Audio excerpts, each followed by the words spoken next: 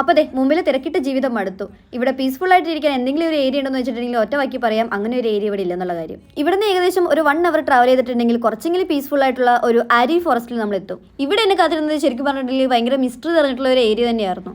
ഈ കാണുന്ന ഈ ഒരു ഹോസ്റ്റലിന് ശരിക്കും പറഞ്ഞിട്ടുണ്ടെങ്കിൽ 70 വർഷം പഴക്കമുണ്ട്. ഇത് ഇപ്പോഴും നല്ല രീതിയിൽ പ്രവർത്തിച്ചുകൊണ്ടിരിക്കുന്നുണ്ട്. ശരിക്കും പറഞ്ഞിട്ടുണ്ടെങ്കിൽ ഭയങ്കര നിഗൂഢതകൾ നിറഞ്ഞിട്ടുള്ള ഒരു ഹോസ്റ്റൽ തന്നെയാണ്. അവിടുന്ന് ഞാൻ നേരെ പോയത് ഈ കാണുന്ന ഈ ഒരു മിൽക്ക് കോളനിയിലേക്കാണ്, അതായത് ഈ ഒരു ഫാമിലേക്ക്. ശരിക്കും പറഞ്ഞാൽ നമ്മുടെ കയ്യിൽ എണ്ണിയ തീരാത്ത അത്രയും പശു, എരുമ, പോത്ത് കാര്യങ്ങളൊക്കെ നമുക്കിവിടെ കാണാനായിട്ട് പറ്റുമായിരുന്നു. ഇവിടെ ഈ ഒരു ഫാം മാത്രമല്ല, വേറെ സ്ഥലങ്ങളിലായിട്ട് പല ഏരിയകളിലായിട്ട് ഫാം കാര്യങ്ങളൊക്കെ ഉണ്ട് കേട്ടോ. അത് കഴിഞ്ഞ് ഒരു ഇടവഴി കയറി പോയപ്പോഴാണ് ഞാൻ ഈ ഒരു ഏരിയയിലേക്ക് എത്തിയത്. ഇത് കോട്ടേജ് ആണോ ക്വാർട്ടേഴ്സ് ആണോ എനിക്ക് യാതൊരു ഐഡിയ ഉണ്ടായില്ല. പക്ഷേ ഭയങ്കര നിഗൂഢതകൾ നിറഞ്ഞിട്ടുള്ള ഒരു ഏരിയ തന്നെയാണ്. ഈ ഒരു ഫോറസ്റ്റ് ഫുള്ള് ശരിക്കും ഒരു നിഗൂഢതകൾ നിറഞ്ഞിട്ടുള്ള ഒരു ഏരിയ തന്നെയാണ്. കാരണം രാത്രി കാലങ്ങളിൽ ഇതിവിടെ ട്രാവൽ ചെയ്യാൻ ഭയങ്കര പേടിപ്പെടുത്തുന്ന പല കാര്യങ്ങളും ഈ ഒരു ഏരിയയിൽ അരങ്ങേറിയതായിട്ട് ഞാൻ കേട്ടിട്ടുണ്ട്. ചിലപ്പോൾ നമ്മുടെ ജീവന് തന്നെ ഭീഷണിയായി മാറിയേക്കാം ഈ ഒരു ഏരിയയിലൂടെയുള്ള രാത്രിയുള്ള യാത്രകളൊക്കെ.